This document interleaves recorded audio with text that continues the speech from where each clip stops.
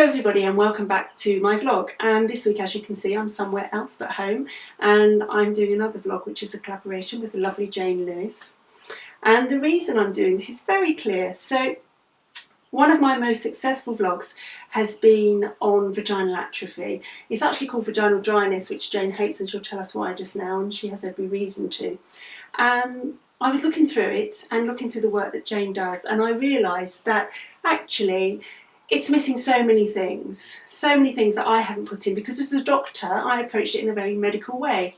So I wanted to put that right and actually bring on board an expert in the area and answer some of those questions which I didn't answer and which I know are being asked by women around the world all of the time. So Jane kindly agreed to do this vlog with me, and I'm going to allow her to introduce herself and what she does and why. Yes, hello, my name's Jane. I'm 52 and I have co-written this book with my daughter, who's 30, called Me and My Menopausal Vagina. And why did I feel the need to write the book? Menopause, I thought, like a lot of women, I thought was hot flushes, anxiety and very heavy periods, and then life would go back to normal and be fine. For some ladies that may be the case. For myself, I had just awful vaginal problems. Vaginal, vulval, bladder, perineum, pelvic floor, everything.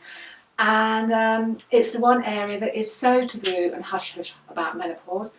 And there are lots of menopause books out there that just touch on vaginal dryness. We're still not very good at saying the word vagina, are we? That's We're right. still very, very cosseted about these things. So I decided to come out with a bang and write a book about it and set up a group and be the face really of vaginal atrophy, because I have 3 daughters and a granddaughter, and I don't want the next generations going in being so shy and taboo about discussing this and having to hide away in secret groups. Absolutely. So we're going to try and cover today the kind of things that women are discussing in the group that Jane has kindly allowed me to be a part of. And how many women are in your group? Well, in my group, I mean, there's 1,400 women, but it's not easy to find because some Facebook apps won't. I couldn't find it. Won't allow, some can find it really easy. Lots of men can find it very easily, believe me. I delete about 20 a week. But it's not very easy to find for some reason. Perhaps it's because the word vaginal and Facebook are a bit fussy about it. Well, do you know that I have been banned by Facebook from promoting any more of my vlogs because I tried to promote the vaginal dryness vlog? Yes, I know. I can't promote my this book particularly at all. So I'm just relying on people like Renee, to help me because it needs coming out.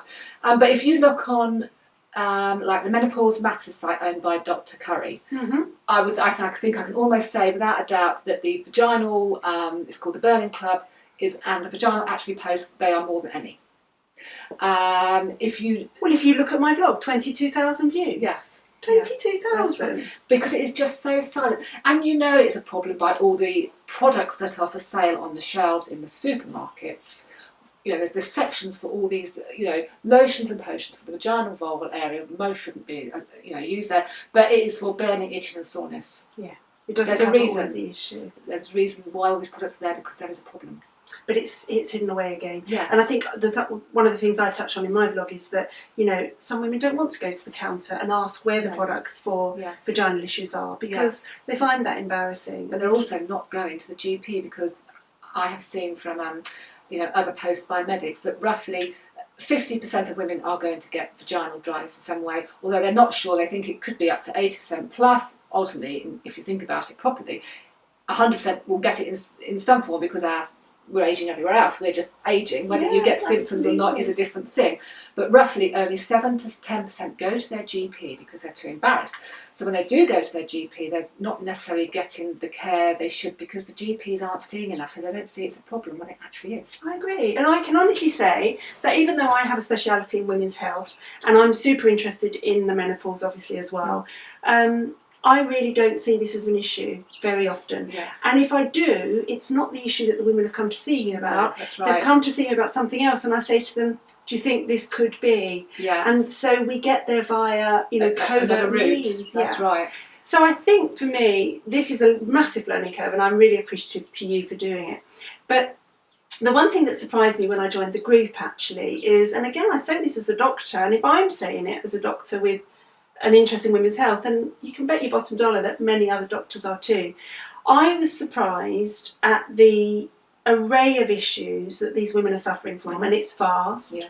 and the different areas of the body that it involves. And we've been through these earlier, and we're talking problems with the vulva, the vagina, the perineum, the urethral opening, the bladder, the anus, the pelvic floor. Yes. They're all affected They're by all very vaginal... estrogen receptive area. Yes. And I think that is quite a learning curve for me as well, because we just tend to think of vaginal dryness, pain, and maybe urine infections. Yes. And I think a lot of doctors are not even thinking urine infections. Yeah. And this really came home to me last year when a very good friend of mine, who is early 50s, unbeknown to me, had been going to see a urologist for a few years for cystitis-like symptoms. Yes. And every 6 months that urologist was doing a urethral dilatation, which makes the hair on the back of my neck stand up. But she was finding some relief from it, but was having to go back and go back. He went on holiday when she felt the symptoms come back, and she was in a real old mess and said to me, I don't know what to do, he's gone on holiday. And I said, why don't you try some vaginal estrogen? Yes. It sorted out her issue within a week. Yes. And we talked about it last week, and she said to me now, she doesn't use it all of the time, and we'll come on to use, but she knows the moment she feels that tingling or that sensation, she goes back in and it sorts it out. Yes. So we've got so many things to touch on and talk about. So as I've said, as a doctor, the things that I've learned is that bladder and cystitis type symptoms are quite often estrogen driven, and therefore there's a reasonably simple solution for some people. We'll come on to the treatment. Things that seem logical to me, and obviously to many women, often aren't. And I learned this in Jane's group, so I'm learning every day. I think somebody asked about when they were exercising or cycling, they were getting some chafing, what could they use? And I suggested Vaseline, because that seemed quite sensible to me as a barrier. But you kindly corrected me and said that's not a good solution. Yeah, I know it's been around since the word dot, isn't it, for babies back in the day and all those things. But there's someone called Samantha Evans who writes lots of articles, and she'll say, it is a derivative of the petrochemical industry, ultimately, but it is also a complete barrier.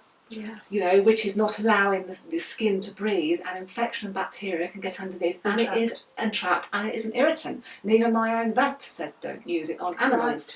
But again, there are ladies who do use it and do get on with it. There is no golden rule, but I would never consider personally using Vaseline on that area at all. And something like Sudocrem?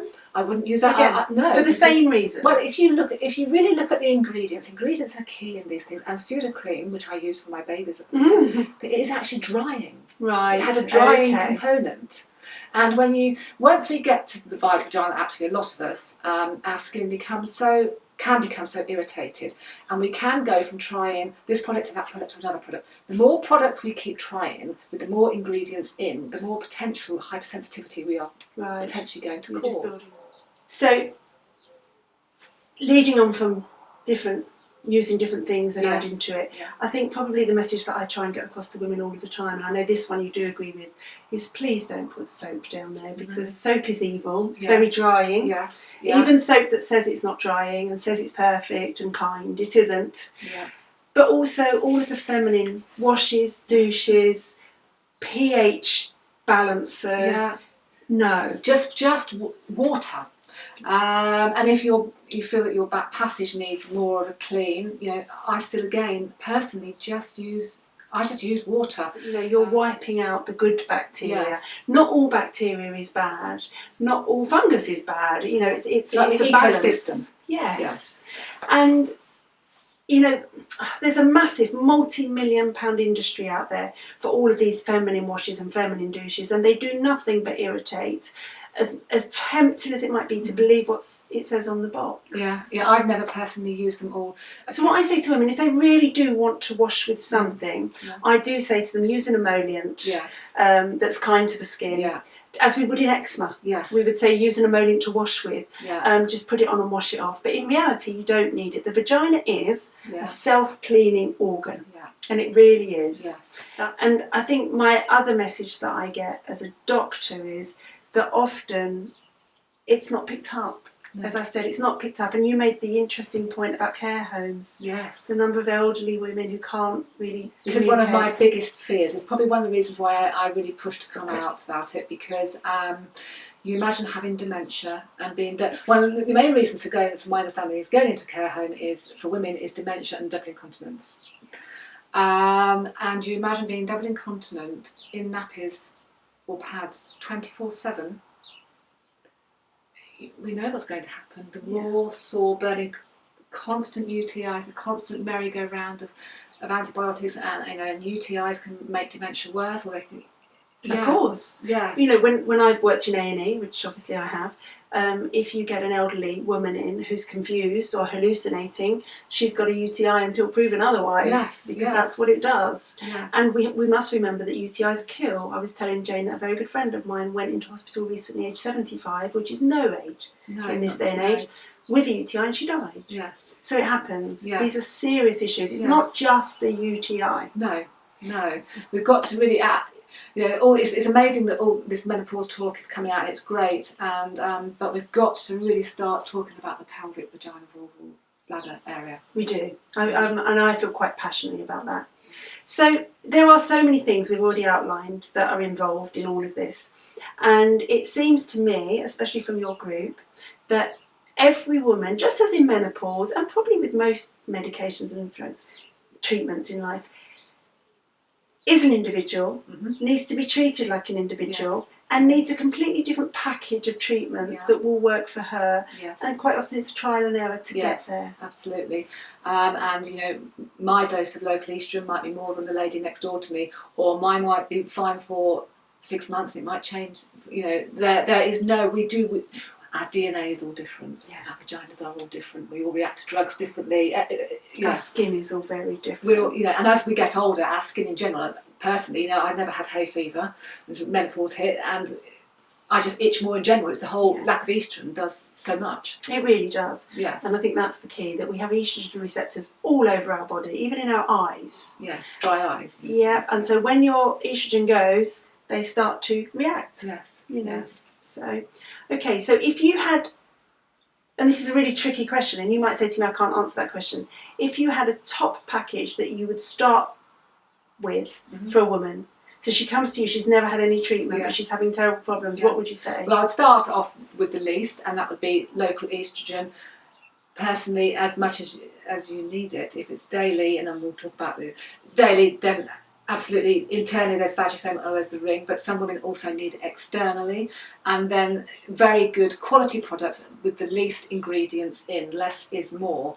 But there is a problem. If your vaginal atrophy gets too bad, you can react to the fillers that are in the local estrogens, and this can become a problem. So for some ladies, the creams that you can get, they just add a little bit of a good quality oil base to take out the nip of the cream, and it just soothes it down a bit. But the actual East ring, for those who start off with, if their vaginal atrophy has gone too far, the actual East ring has, I believe, the less fillers and trickles down 24/7 and can just be a better way to start. So this is the perfect place to talk about vaginal estrogen, isn't it? Yes. I mean, we're talking about it. So let's talk about the ring. And so the ring is like a pessary. It's like a piece of calamari. I think that's the best way to describe it. That sits at the top of the vagina around the cervix. And young women have rings as well. They have it for contraception. Yes. We have it for estrogen, and we also have it as a prolapse support. So these are common things, and they're easy to fit and they're easy to change. Yeah. Once they're in, you don't know they're there. No. I guess the question that lots of women will ask is, can I still have sex? Yes. I mean, I used it for a year. I put it in and took it out myself. I found it personally easy. There is it can be slightly tricky sometimes when you go for a poo, because if you slight prolapse, it can, so you put your hand on the perineum to, sometimes it can support it. But yes, you can have sex, and it can stay in while you have a period. If you want to take it out more, you can, but some women aren't dexterous and can't do it, but I found it very easy. Fine, okay. So then we have the other vaginal estrogens, and we've got Vagifem, which is a tiny little pessary, Yes. half the size of a pea, Yeah. on an applicator, and then we have Avestin, which is vaginal creams, but Avestin is one of the most well known. That also comes in an applicator, but you use the same applicator every day to put cream in. And they're very different in that Vagifem is a small pellet which you put in overnight and it just dissolves. The cream is actually more creamy, and so I think it spreads around more. Yes. And sometimes helps more with those urethral issues because it can get that's there. right, because there is the estriol as well, and some women who can't tolerate the Ovestin because the ingredients in it can tolerate estriol, although it's much weaker. Yes. But yeah, some women put it on their actual urethra because we can get it called urethral carnicle. Yes. Is that the word? Yes. Which older women get, and it's due to, again, to lack of estrogen, and just putting it on there just helps. So there's a lot of debate about how often you can use these, and there's the Vagifem. Used to be 25 micrograms in each pessary, and now it's only 10. And the licence for the Vagifem at 25 micrograms was to use it twice a week after you'd had a loading dose of every single night for 2 weeks. So logically, because that was fine, you can actually use the 10 micrograms 5 days a week or alternate days, lifelong. There is almost no systemic absorption of vaginal estrogens. So if you were to use it for a year, it would be equivalent to taking 1 HRT tablet in that year, so almost none. So safe to use lifelong. Some women need it more than others. Yes. 2 days often isn't enough. Yeah. Even 5 days isn't enough. So if you went to 7 days, so if you use it twice a week, that's 1 pill a year. If we use it, if we use it 7, that's 3 pills. 3 pills a year. And so we have, the doctors as well, everyone has to sit down and work out the maths and be sensible, because if we are drinking tap water and we are eating meat, then we're getting estrogens through other forms, in life in general. And estrogen is the water to our vagina, our garden. Absolutely. Yes. So we have to be sensible. So there are ladies who also need to have. Now I have a tube of estriol as well. That's as and when I use it externally as well. Okay. Yeah. And I think that's the message that we need to get across, that it is about risk, and the risks are very, very, very low. You need to discuss it with your doctor, and some doctors don't feel comfortable. I would say if you feel that you really need it, then change your doctor or ask to go to a menopause clinic. So we probably think that for most women, estrogen is an essential part of any treatment package, don't we? For most. I personally think it is to me, because we are living. If your vaginal problems start at 45, 50, and you're potentially going to live to 80, 85 plus, it's the one part of menopause where the symptoms will not get better on their own. No. They can possibly be managed with these moisturisers. Perhaps you can get away with that for a few years. That's fantastic. But I think long term, my own gynaecologist says let's be proactive rather than reactive about our vaginal health. Yeah. Absolutely. And we also know, and I think this is important, that it isn't just menopausal, perimenopausal women are suffering, and that can be 10 years before your period stops. We know that women on the contraceptive pill suffer from vaginal dryness, not necessarily atrophy. Hay fever. Hay fever pills can dry everything up. Absolutely. Yeah. But also we know that women who have postpartum, so just had a baby, can get vaginal dryness. Yes. So it's an important part of the overall treatment, I think. I personally think so. Crucial. But obviously some women can't use it, don't get on with it, so we have lots of other solutions to look at and talk about. Yes. So, Jane, we've established that vaginal estrogen is crucial. Now, obviously HRT is the other part of that, oral HRT. Yes. Yeah. And for lots of women, I know, HRT doesn't always solve the vaginal issues, and that's when we decide to add vaginal estrogen, and that's absolutely fine because, as we've said, the systemic absorption is so small. What's your experience of HRT plus? So I'm on I never wanted to go on HRT. I was never on the contraceptive pill. I am your ultimate au natural girl. You see, I don't even wear makeup. I've got nothing. And it just got to the point where I was very good. Possibly suicidal with my atrophy. It was so bad. And I thought, quality of life. So yes, I'm on HRT. I have the gel that you rub in and the Utrogestan, and I actually only need at the moment 1 pump because I'm very sensitive to hormones. I think, I don't know, it's because I'm trimmer, I don't know, or whatever, but it made such a difference to my actual labia. Within a month, they were plumping up. Okay, so it does have an effect. Yeah. So for some women, it's not totally enough, and I think you found that too. That's right. But it was your starter. And my dry, itchy eye stopped, and my itchy nose, and my itchy ears, and my dry mouth all went. Yeah. Yeah. Okay. So, other things that people can do, and there are lots, and this is where I'm completely learning from you now. Yeah. So, obviously in my vlog I touch on moisturisers and lubricants, and you can get oil-based and water-based, and I think there are lots of different ones out there. Yeah. Would you recommend one over the other? You know, I personally, what I want to say is that I'm not paid by anyone at all, and what might suit me might not suit you. I personally like the Yes products. I like something called Olive and Bee externally.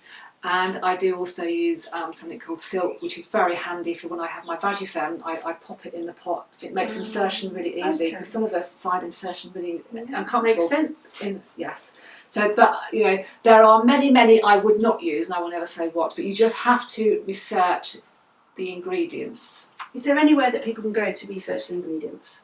You can. Well, Mr. Panay and Mr. Edwards did a big thing on vaginal moisturisers and lubricants about 3 or 4 years ago. So I can pop that into the notes. If you look it up, and it will tell you all the different ones, because it's all about osmosis in there, and some of them are very high, and there are certain ones that only just sit in there. Okay. And what is very interesting is that vaginal products don't have to list all the ingredients. Oh. It's like allergens, isn't it? Mm-hmm. Okay, so I will put a link to that paper in the notes afterwards so that everybody can have a look at it. Clothing. Never crossed my mind that clothing could be important in this. Yes, well, you know, I can now wear jeans again. I was a horse rider, you know, so I was riding a horse, you know, 3 hours, 6 days a week. Wow. So my vulva was seriously working hard. And then suddenly I was constantly changing different jobs. I couldn't have this. And then it went from, when it got so bad, for a year I wore dresses and no pants at all, because the skin had become so hypersensitive and sore and thin, nothing could touch. And there are quite a lot of ladies in my group, I would say a good 30%, who cannot wear underwear and having to wear, you know, baggy clothes. So even this advice about wear cotton underwear?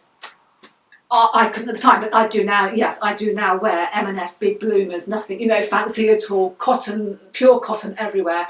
But for a year I couldn't wear anything, and there's a lot of ladies who can't. All right, and then hopefully if you can get to the point where you can, then you can think about jeans. Yes, you say your jeans are a size too big. They're a size too big. And I do rearrange when I sit down. I quite often pull the side out to rearrange everything. Yes, yeah. Okay. I think skinny jeans, a lot of ladies suffer. Okay. Yeah. Anything else on clothing? Just the seams, it is just so, and getting sweaty. It just can't get hot and sweaty, and it's really important at bedtime that you sleep, you know, naked, lower half down, and let everything air. Yeah. Okay. Yeah. Things I never knew before starting this. Now, I've seen you talk in the group about dilators. Yes. And you can explain to the watchers what dilators are, but how is it being used by people in vaginal atrophy? So, as you know, vaginal atrophy happens, the vagina gets shorter and tighter. And then some women haven't had sex for years, or they're still wanting to have sex. But ultimately, we also still need to have smear tests and pelvic exams. And I suppose we can end up becoming a bit on the vaginismus side as well, because it hurts, it's painful, so the muscle naturally tenses up. So I have been using dilators from the word go, and I have some really good silicone ones. I personally don't like the plastic ones, and the ones the NHS give out, you know, I know they're strapped and whatever, but they're enough to put you off. Okay.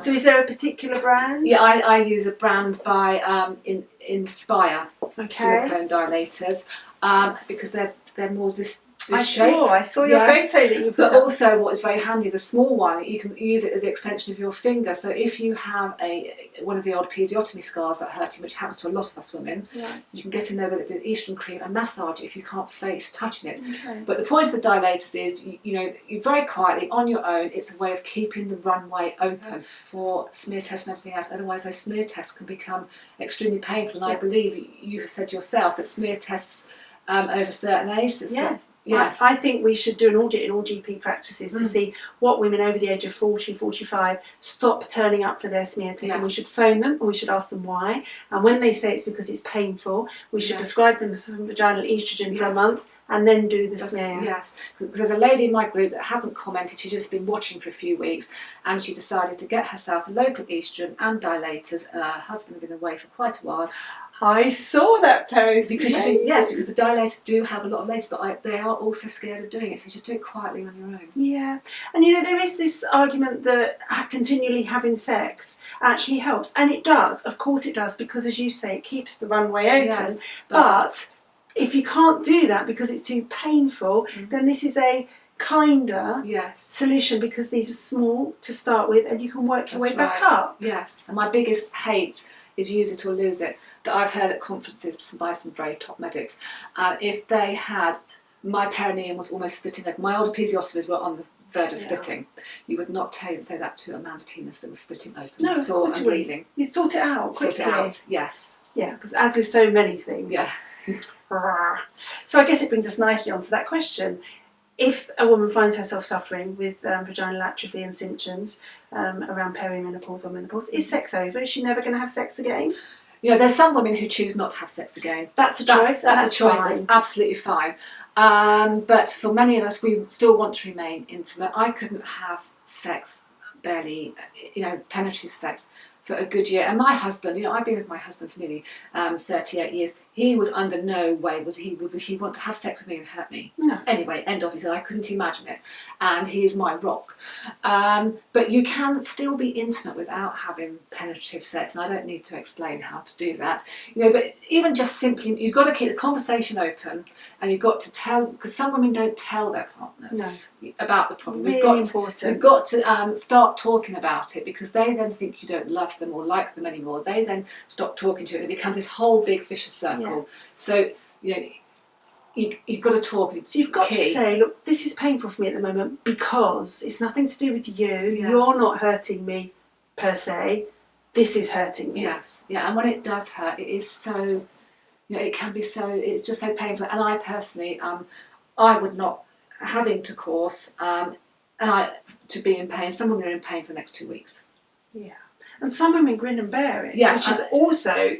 Lay back and think of England, not for me personally. And also, what message does that send out to our daughters? Yeah, I agree. And I think, again, talking about our daughters, this is something we need to talk to our daughters about, because otherwise it comes as a complete surprise. Yes. None of this, menopause, vaginal atrophy, painful sex, none of it should come as a surprise, because the more upfront we are about it, the sooner we will treat it and work it out. And stop this taboo, this cycle. Yeah, absolutely. I think for me, one of the biggest shocks was how bad some women are suffering. And they're not just got a little bit of vaginal dryness and it hurts a little bit when they have sex. It's so much more than that. Yes, it is. I mean, what are the experiences that you've seen? Well, I think you'll see from the women in my group and myself, the word dryness, we say, oh, if only you knew what I that know. means. Yeah. It sounds like you've got a little bit of dryness, you've got a bit of a sore throat and dryness, you have a cup of tea and it goes. Yeah. And you put something up your vagina, it's gone. It's not for a lot of us. It can be, you imagine if you are wearing a shoe that is rubbing all the time and you cannot put a plaster on it. You can't take the shoe off. You can't take your shoe off. And it is chuffing. And you then have, I've personally never had thrush, I haven't done so, but then you imagine the feeling of thrush all the time, and you're itching, and you're burning, and you're sore, and your episiotomies can split open. That is more than dryness, and that is what can happen if that dryness is not treated and carries on. So sometimes it's not dryness, is it? It's wetness. That's right, and I had a lot of ladies in my group, and myself also, get a discharge that is like milk, and it runs out. So when we were younger, it was the more egg white, sticky stuff that allowed the sperm to go off and off it goes. And because the vaginal wall is becoming thinner, we don't get that mucus is released in the same way, and it becomes very irritated within the vagina. It becomes this milky stuff, and that gets missed so much by medics and women. They assume thrush. Yes. Don't assume thrush, unless you are 100% certain. But this watery discharge, which is actually more common than people realise, is very often vaginal atrophy. And if it's treated with local estrogen, it goes. And yes, we might be getting thrush and bacterial vaginosis as well, but it's probably because the whole pH system is out due to lack of estrogen. They need to get it back. Yes. So I think the message there is if you're having repeated thrush and it doesn't matter how many times you get treated, it doesn't sort itself out, then actually question whether or not there's an underlying cause rather than thrush. Yes. On that note, I've seen women in the group talking about needing to sit on special cushions and special rings. That's how bad it is. Well, I'm sitting here, but I'm not comfortable. I'm fine, but I'm not. To go to the cinema, I am the one who I fidget a lot. But there are a lot of ladies who need rings to sit on, to a bit of relief from the perineum area.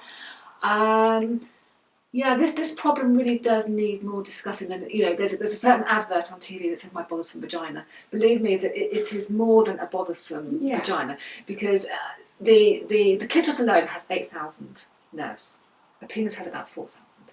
When this is at its worst, believe me, it feels like every nerve is alive down there, and it affects your brain. It cannot affect your brain. It is such an intimate area. Your vaginal vulvar area, which I did not know existed before this started. It was something I never thought of. No. I'd never had a UTI in my life. I'd never been on antibiotics for UTIs before 45. And it eats away at your very soul and core. Yeah, I think and some women are suicidal, have been suicidal in my group, because they see doctors, and it's perhaps because we're not seeing doctors enough and talking about it, who just say, "Oh, it's a bit of soreness, just get on and have sex and a glass of wine." And have some Caniston. Yes. Yeah. Yeah, it's really interesting, isn't it? And I think it is a combination of both things. I think, again, as always, it's doctors needing to be up to date, but it's also women need to come forward and say, no, this is happening too much. Yes. So when you're having frequent thrush, frequent UTIs, when you're so painful you need to sit on a ring, that cannot be right. No. And we have to treat it. Yes. Yeah. So clearly it can be devastating to the point of women wanting to commit suicide. And that's serious. We can't have anyone committing suicide in life as something that's treatable. Yes. Cannot. Is there a way back, even when it's that bad? If a woman hasn't had any treatment at all and she's got to that point, she hasn't spoken to anybody, but she can barely sit down comfortably, she can barely move.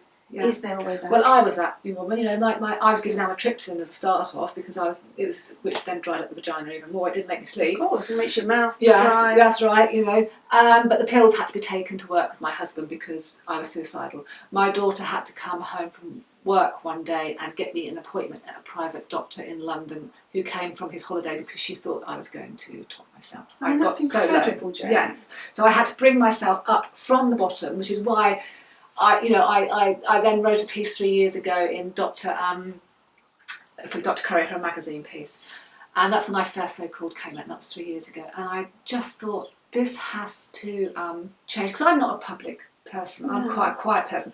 I don't like social media, Instagram and Twitter, it's not me, but I just thought this is a desperate problem that is just so quiet, and it's worldwide, it's worldwide. And I just think of the poor ladies in some of the African countries who have no care. I'm so passionate now about vulvar and vaginal problems. Yes, and it comes through. It comes through in everything you do in your book, which is amazing. So you should buy the book and read it. I'll put details of that with a link to it in the comments afterwards. In your Facebook group, where Jane asked the ladies whether or not I could join before I did, because it's a closed group and there aren't health professionals in there. You're discussing it amongst yourselves. And I think it is. I think, as we've said earlier, vaginal care, is it something that really we should be approaching from our youth? Should we look after our vagina like we do our heart? Well, there seems to be more vulva, or I'm hearing about a lot of vulvodynia in younger, which is a younger woman's problem, which is basically, dynia is Latin for pain, and vulva, you put the two together, it's a bit like IBS, it's an umbrella term. But we are wearing, we're all being told to shave. We're all being told to use these perfume sanitary products, this, that and the other. We're wearing very tight jeans, we're wearing thongs. And I think there is a problem with vulva and vaginal problems more, and the labiaplasties and all these things. And we've got to start saying to our girls, if you want to have a bush, you're fine, you can have a bush, we are there for ourselves. We are not there for anyone else. Well, for me, I see 14-year-olds who come with their mums to tell me that their labias are too long. Yes. And I always call up the Great Wall of Vagina on my computer in my room, and I let them look through the vast difference in labia, and I tell them that normal is anywhere between nothing and 5 centimetres. The problem is that porn has women who have had their labias taken off. Right. So that's all they're seeing. And what about the scar tissue when they get to the vaginal atrophy years? But they're not there yet, and they're not thinking about it. And the doctors aren't telling them about this scar. So it is something that we need to be more proactive about in educating young women. And if sex hurts, because it seems to be that it's almost expected that sex can hurt. If sex hurts, you have a problem and you need to see somebody. And it shouldn't ever. No. Okay, so I think the message from that is don't suffer in silence. No. And so many women are suffering in silence. I mean, do we have any figures at all? No, but I dread to think of the generations before us, how they went. And we are, love it or hate it, social media. It's a double-edged sword, very much so. We are the generation that has a chance to make a change, because when you go back over history and how women were treated in medicine, you know yourself. And women were using potatoes to keep up, their prolapses and all these types of things. I didn't know that. Yes, apparently, some of the real poor. Well, because women will find solutions to they things. will find. We're supposed to just get on with it, and I think I am a getter-oner, but I am flying the flag for the vagina. and I think you're doing it brilliantly, and it's something that we together, and there are lots of us involved in this menopause thing, and there are lots of campaigns going on to make menopause matter is one of them, and signing the petition so that we get this thing talked about, and it's really important. And I think I'm quite passionate about this too. I'm fascinated by the fact that Facebook banned me for using the word vagina. I really am. The word vagina. Yes, I know. For goodness sake. Which makes it even more than of a dirty thing. In some countries, there is one country that the word vagina is actually shame. That's its name. Shame. Well, don't forget we used to have hysterical uteruses. That's right. We have, and the sanatorium. I have been put in a sanatorium. Yeah. Not how I was a few years ago. How long did it take you to find the right combination of treatment? I take HRT. I will be on it for life for my vaginal problems, and God forbid if I get breast cancer or something, I would have to have a very serious conversation with myself and someone, because my vaginal problems are so bad about it. Mentally, I'll be honest with you, HRT isn't, so I was on 2 pumps a day. It was just too much for me. It made me very, very cry. So I'm on 1. I need a small amount. I'm now changing my regime. I'm on Utrogestan every day, and I seem to be balancing out better. And the Utrogestan doesn't irritate you vaginally? I can't use it vaginally. Ah, okay. Yeah, so I tried it vaginally. Because I do see this. Yeah, so the bladder, it went berserk. Yeah. Because it can for some ladies, and it made my pelvic floor ache so much, so I can't. I think that's really useful to hear, because a lot of women want to take it vaginally because they don't want the systemic progesterone issues, but actually, for a lot of women, it does irritate. No, I just couldn't, no. Yes. I think the other message from that is that often when women are on HRT, they think that more is always better, and that when they start to get tearful, they think that their estrogen is dropping, therefore they need more. Yes. But actually, sometimes you need to reel backwards a bit. Yes, and that's why I like the pump one, because it's magic. I could never go above 2 because my breast becomes so painful. Well, I think the breast is a good indicator. Yes. So you found a regime that works for you. Yes. So I think from that, the message for women is trial and error. Don't give up. There will be a solution for you. Yes. And talk. Go forward. And if you think your doctor's not listening, ask for a referral. Yeah. We have to start complaining. I know you're a GP, but if you've got a GP that says, some women are told they can't have local estrogen. I know. Or they can only have it for 3 months and that's it. We have to become, I'm afraid, we have to start standing up for ourselves, and we have to go to the NICE guidelines. Yes, they're not tram lines or whatever, and you don't have to prescribe on them, but, I would take it as high as I had to. Yeah. And it's the message I give often, So, we've covered all of the different treatments, but obviously this is your area of expertise. You're dealing with women all day. Are there other things, if you had to give them takeaway messages, never to forget, that you would If you start peeing yourself, when you cough, sneeze, bend down, whatever. Of course, we didn't talk about yes, that, did we? That is common, but it's not normal. And these flipping adverts that make us think, yes. Pretty pants. Pretty pants, yes, and all these pants. For some people, they need them. There is no question. If you have, they have their place, but a huge majority do not. And women's health physiotherapists can turn your life around, and they can also help you with vaginal atrophy and pelvic floors. And I would. So it's asking for a specialist. Pelvic floor? Women's health physiotherapists. They work internally on the vagina. Okay. And teach you how to do pelvic floor exercises correctly, because I think it's roughly 90% of women do them incorrectly. Do them wrong. Yeah.